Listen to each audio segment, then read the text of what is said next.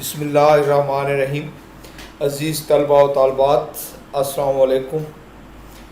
آج ہم غزل اور قصیدہ میں استعمال ہونے والی شعری اصطلاحات کے بارے میں پڑھیں گے۔ یہ تو آپ جب بیٹا جانتے ہیں کہ جو ہمارا حصہ مروزی ہوتا ہے وہ 20 نمبر پہ مشتمل ہوتا ہے، اور اس میں 5 نمبر کے شعری اصطلاحات کے بارے میں MCQs آتے ہیں، سوالات آتے ہیں۔ تو اس کے بعد جو ہے تو ہمیں ان کا جاننا بہت ضروری ہے، اور پھر جب ہم غزل پڑھتے ہیں تو ان میں بھی یہ شعری اصطلاحات ہوتی ہیں تاکہ ہمیں معلوم ہو جائے کہ یہ شعری اصطلاحات کیوں ہیں۔ سب سے پہلے جو بڑی بات یہ ہے کہ ہم یہ بیٹا سوچنا چاہیے کہ یہ شعری اصطلاحات جو ہے، اصطلاحات کیا چیز ہے، لفظ اصطلاح کیا ہے۔ ہم یہ پڑھتے ہیں ہر لفظ کے 2 معنی ہوتے ہیں، ایک لغوی یا لفظی اور دوسرا اصطلاحی مفہوم۔ تو آج ہم دیکھتے ہیں کہ یہ شعری اصطلاحات، ان کو شعری اصطلاحات کیوں کہا جاتا ہے اور یہ اصطلاح کیا ہے۔ تو سب سے پہلے اصطلاح کے بارے میں بیٹا، جب کوئی لفظ اپنے لغوی معنی کی بجائے کسی ایسے مخصوص معنی میں استعمال ہو جس کے بارے میں ماہرین علم و فن متفق ہوں تو یعنی اس کو اصطلاح کہتے ہیں۔ لغوی اور لفظی معنوں کے علاوہ ماہرین علم و فن کسی لفظ کے موقع محل کی مناسبت سے کسی لفظ کے اور معنی پر متفق ہو جائیں تو اس کو ہم اصطلاح کہتے ہیں۔ ہر علم و فن کی اپنی مخصوص اصطلاحات ہوتی ہیں جن کی مدد سے اس علم یا فن کو سمجھا جا سکتا ہے۔ شاعری میں کچھ اصطلاحات ہیں، یعنی رینج ہیں، مربج ہیں، جن کو شعری اصطلاحات کہا جاتا ہے۔ سال اول کے نصاب میں صرف 4 اصطلاحات یعنی شعری اصطلاحات رینج ہیں، یعنی مطلع، مقطع، قافیہ اور ردیف جو ہے شامل ہیں۔ آج ہم ان کے بارے میں پڑھیں گے کہ اس کے بعد یہ مطلع کیا ہے، مقطع کیا ہے، قافیہ کیا ہے اور ردیف کیا ہے۔ تو آج سب سے پہلے جو ہم پڑھتے ہیں بیٹا مطلع۔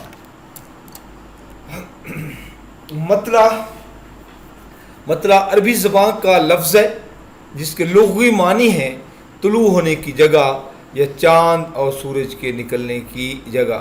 یہ تو اس کا لغوی مفہوم ہے، یعنی لفظی مفہوم ہے، لیکن اصطلاحی جو مفہوم ہے موقع محل کے مطابق اب اس کو پڑھتے ہیں۔ لیکن شعری اصطلاح میں غزل یا قصیدے کا پہلا شعر جس کے دونوں مصرے ہم قافیہ اور ہم ردیف ہوں، یعنی کسی غزل یا قصیدے کا وہ پہلا شعر یعنی پہلا شعر ہو اور اس کے دونوں مصرے ہم قافیہ اور ہم ردیف ہوں یا صرف ہم قافیہ ہوں، مطلع کہلاتا ہے۔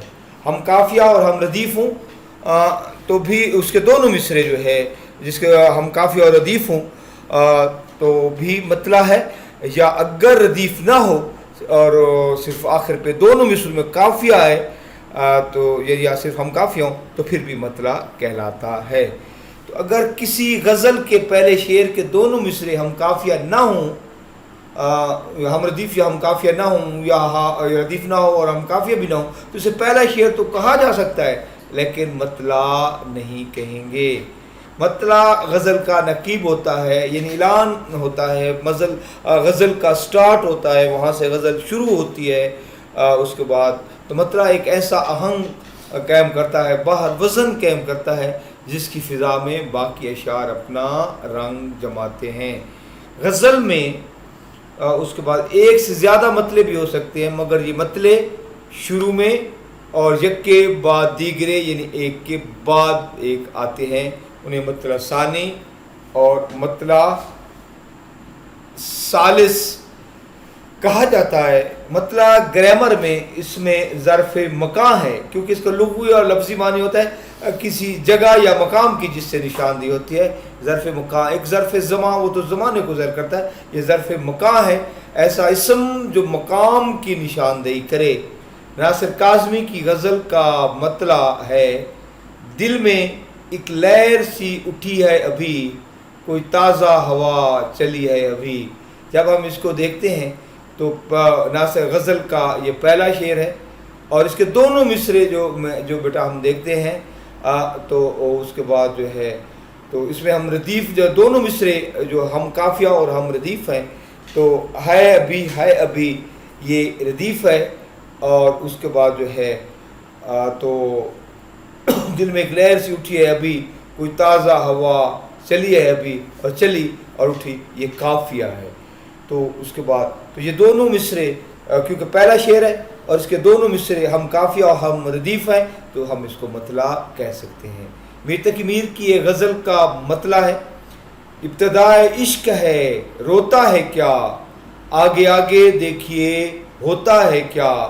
تو اس میں جب ہم یہ دیکھتے ہیں تو دونوں مصرے جو ہم قافیہ اور ہم ردیف بھی ہیں، یعنی اس شعر کے دونوں مصروں کے آخر پہ اس کے بعد قافیے کے بعد ردیف آئی ہے۔ تو روتا ہوتا یہ قافیہ ہے، اور اس کے بعد ہے کیا یہ ردیف ہے، تو اس لیے یہ بھی مطلع ہے۔ داغ دہلوی کی غزل کا مطلع ہے: پھرے راہ سے وہ یہاں آتے آتے، اجل مر رہی تو کہاں آتے آتے۔ تو اب اس میں جب دیکھتے ہیں بیٹا یہاں اور کہاں قافیہ ہے، اور آتے آتے یہ ردیف ہے، اور ردیف میں آپ کو بتا دوں کہ ردیف جو ہے مونس ہوتی ہے، ردیف آتی ہے۔ تو یہ بھی جو ہے پہلا غزل کا جو داغ دہلوی کا غزل کا پہلا شعر ہے، اس کے دونوں مصرے ہم قافیہ اور ہم ردیف ہیں، تو یہ بھی مطلع ہے۔ تو مطلع کے لیے یہ ضروری ہے کہ کسی غزل یا قصیدے کا پہلا شعر جس کے دونوں مصرے ہم قافیہ ہم ردیف ہوں یا صرف ہم قافیہ ہوں، تو وہ مطلع ہوتا ہے۔ تو یہ تو مطلع کے بارے میں نے آپ کو بتا دیا کہ اس کا لغوی مفہوم کیا ہے، اس کا عربی زبان کا لفظ ہے کسی غزل یا قصیدے کا پہلا شعر جو ہم قافیہ ہم ردیف ہو، تو یہ مطلع ہے، اور یہ غزل کا نقیب، یہ اعلان کرنے والا، آغاز کرنے والا بھی ہوتا ہے۔ اس کے بعد جو ہے اب ہم جو بیٹا دیکھتے ہیں مقطع غزل کے اختتام کا اعلان کرتا ہے بیٹا۔ اس کے بعد ہم پڑھتے ہیں مقطع کے لغوی معنی قطع کرنا، کاٹنا یا قطع ہونے والی جگہ کے ہیں۔ تو یہ اس کے بعد شاعری کی اصطلاح میں غزل یا قصیدے کے آخری شعر کو مقطع کہتے ہیں، جس میں شاعر اپنا تخلص استعمال کرتا ہے۔ اگر کسی غزل کے آخری شعر میں تخلص موجود نہ ہو تو اسے غزل کا آخری شعر تو کہا جائے گا، مقطع نہیں کہا جائے گا۔ اگر غزل کے کسی شعر میں شاعر کا تخلص موجود ہو لیکن وہ آخری شعر نہ ہو تو مقطع نہیں کہلائے گا۔ مقطع غزل کے اختتام کا اعلان کرتا ہے۔ مقطع پر غزل کی تان ٹوٹتی ہے، یعنی اختتام ہوتا ہے۔ مقطع بھی ظرف مکان ہے، یعنی جگہ کی علامت ہے، یعنی کسی کٹنے یا اس کا جو لغوی مفہوم ہے۔ میر تقی میر کی ایک غزل کا مقطع یوں ہے: ٹک میر جگر سوختہ کی جل خبر لے، کیا یار بھروسہ ہے چراغ سحری کا۔ تو اب اس میں یہ دیکھتے ہیں کہ کسی غزل یا قصیدہ، یعنی غزل کا یہ آخری شعر ہے اور اس میں شاعر نے اپنا تخلص استعمال کیا ہے۔ اگر آخری شعر ہو اور شاعر اپنا تخلص استعمال نہ کرے، وہ غزل کا آخری شعر تو ہو سکتا ہے اور ہم اس کو جو ہے بیٹا مقطع نہیں کہیں گے۔ داغ دہلوی کی غزل کا مقطع ہے: نہیں کھیل اے داغ یاروں سے کہہ دو کہ آتی ہے اردو زباں آتے آتے۔ تو اس میں بھی شاعر نے جو ہے اپنا تخلص استعمال کیا ہے اور یہ غزل کا آخری شعر بھی ہے، تو یہ ہمارا مقطع ہے۔ مطلع غزل کا آغاز اور مقطع غزل کا اختتام ہوتا ہے۔ تو اس کے بعد یہ دو شعری اصطلاحات ہم نے پڑھ لی بیٹا، مطلع اور مقطع۔ تو اس کے بعد ہم دیکھتے ہیں بیٹا کہ قافیہ کیا ہے۔ اس کے بعد قافیہ کے لغوی معنی پیچھے آنے والا یا پے در پے آنے والا، یعنی مسلسل پیدل چلے آنے والا کے ہے۔ شعری اصطلاح میں وہ ہم وزن اور ہم آواز الفاظ جو غزل اور قصیدہ کے مطلوع کے دونوں مصروں میں اور باقی شعروں کے ہر دوسرے مصروں میں ردیف سے پہلے آئیں، قافیہ کہلاتا ہے یا قافیہ کہلاتے ہیں۔ قافیہ کی جمع قوافی ہے۔ اگر اشعار میں ردیف موجود ہو تو قافیہ ردیف سے پہلے آتا ہے، پہلے قافیہ آتا ہے اور پھر ردیف آتی ہے، اور ردیف نہ ہو تو پھر شعر کے آخر میں قافیہ ردیف کی جگہ آتا ہے، آواز بدل بدل کے ردیف کی جگہ آتا ہے۔ اردو شاعری میں قافیہ انتہائی اہم ہے، قافیہ کے بغیر قصیدے اور غزل کا وجود ناممکن ہے۔ قافیہ عربی زبان کا لفظ ہے، قافیہ جنس کے لحاظ سے مذکر ہے اور ردیف مؤنث ہے۔ قافیہ ہم شکل نہیں ہے، اس کے بعد غیر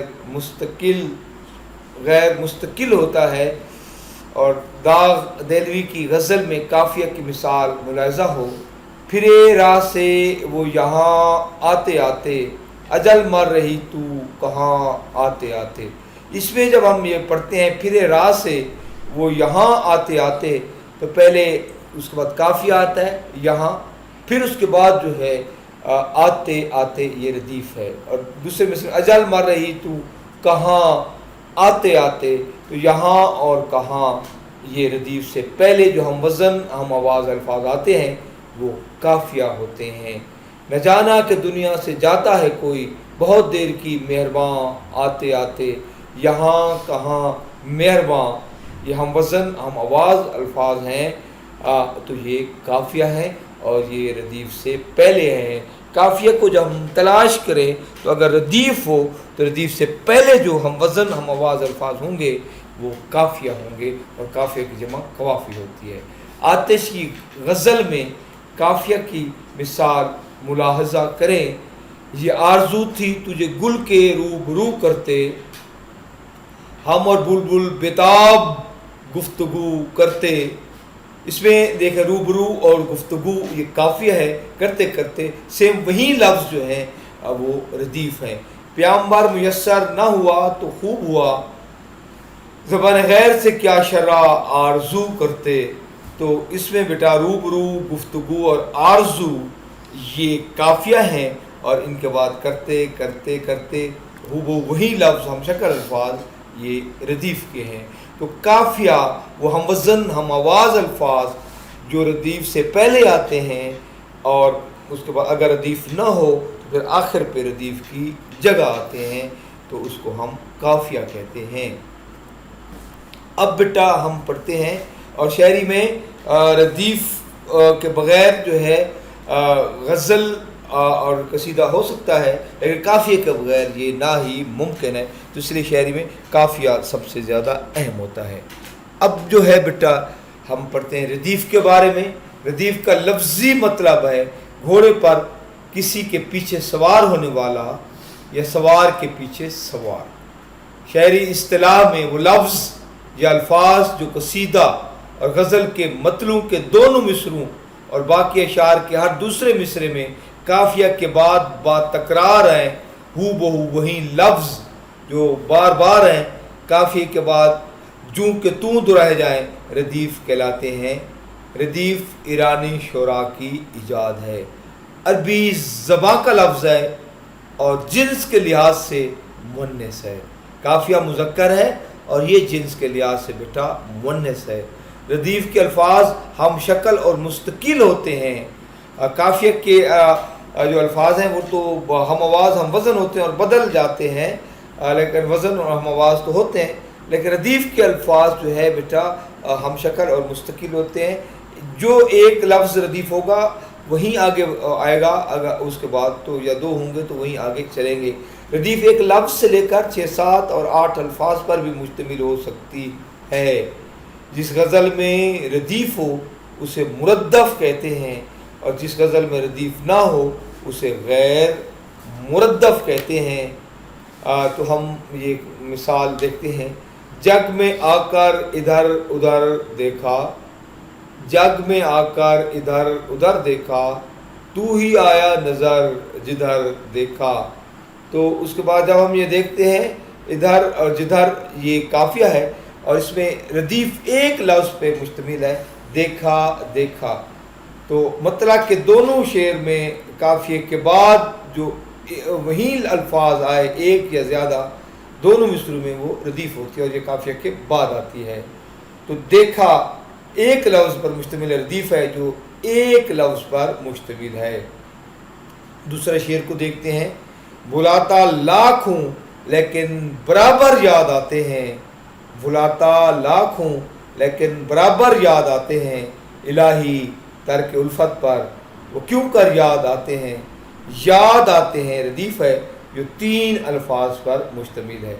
इससे पहले शेर में जो हम देखते हैं, जग में आकर इधर उधर देखा, तू ही आया नज़र जिधर देखा, तो उसमें रदीफ़ एक लफ्ज़ पर मुश्तमिल है। उसके बाद देखा रदीफ़ है जो एक लफ्ज़ पर मुश्तमिल है, इसमें यानी 3 अल्फाज पर मुश्तमिल है। तो याद रखें, रदीफ़ हमेशा काफ़िया के बाद आती है, काफ़िया होगा उसके बाद रदीफ़ आती है, और उसके बाद जो है तो हू बहू वहीं हम शक्ल अल्फाज जो मतला के दोनों मिसरों में काफ़िया के बाद आखिर पे आते हैं, फिर हर शेर के दूसरे मिसरे में बात करार आते हैं, हू बहू हम शक्ल वहीं अल्फाज, तो उसको हम जो है बेटा रदीफ़ कहते हैं। तो ये शेरी इस्तिलाहात हैं, और जो है इसमें मतला, मक्ता, काफ़िया, रदीफ़ जो हमने ये पढ़ा बेटा और मुख्तसरन आपको समझाया ताकि आप इसको समझ जाएं।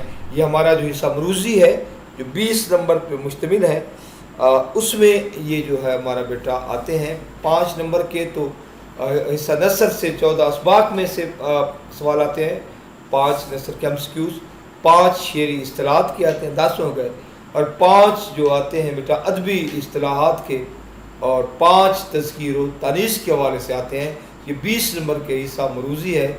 और उसके अलावा जब हम शायरी पढ़ते हैं तो उसमें इस्तिलाहात से जब हमें वाक़फ़ियत हो जाती है, हमें पता चलता है कि मतला, मक्ता, काफ़िर, दीर और ये क्या है, तो फिर जो है अशार को समझने में भी हमारी इस्तेदाद कार बढ़ जाती है, हम अशार को बेहतर तरीके से समझ भी पाते हैं। तो ये जो शेरी इस्तिलाहात हैं मैंने कोशिश की कि आपको समझा सकूं, और ये शेरी इस्तिलाहात को हमने पढ़ा है बेटा। इसके बाद जो नेक्स्ट हमारा लेक्चर होगा तो शेरी इस्तिलाहात के एमसीक्यूज़ कैसे होते हैं, मतला, मक्ता, काफ़िया, रदीफ़ के हम एमसीक्यूज़ पर बात करेंगे कि कैसे ये 5 नंबर के एमसीक्यूज़ आते हैं, मतला के, मक्ता के, काफ़िया के, रदीफ़ के, और उनको कैसे हल करना है। तो नेक्स्ट लेक्चर जो हमारा लास्ट लेक्चर होगा वो शेरी इस्तिलाहात के एमसीक्यूज़ पर मुश्तमिल होगा, और फिर उसके बाद ये हमारा लास्ट लेक्चर है। और फिर उम्मीद है इंशाअल्लाह ताला अल्लाह पाक रहम व करम करे, और हालात उम्मीद है इंशाअल्लाह बेहतर हो रहे हैं और बेहतर हो गए, और 15 को फिर हमारे कॉलेज भी खुल रहे हैं, और फिर जब क्लास होगी, बाकायदा लेक्चर होगा, तो वहाँ जो भी आपके सवालात होंगे फिर हम ज़रा तफसील के साथ भी इनकी वजाहत कर सकेंगे, और जो भी गज़ल या हम पढ़ाएँगे उसमें आपको बताएँगे कि ये मतला है, उसके बाद ये मक्ता है, और ये काफ़िया है, ये रदीफ़ है, और उसके बाद मतला सानी क्या है, मतला सालिस क्या है, और सारी फिर तफसील से आपको बताएंगे। तो नेक्स्ट लेक्चर में बेटा हम आपको जो शेरी इस्तिलाहात है, मतला, मक्ता, काफ़िया, रदीफ़, उसके एमसीक्यूज़ के बारे में कि वो कैसे आते हैं और हमने कैसे हल करने हैं उस पर बात करेंगे। ठीक है बेटा, खुदा हाफ़िज़।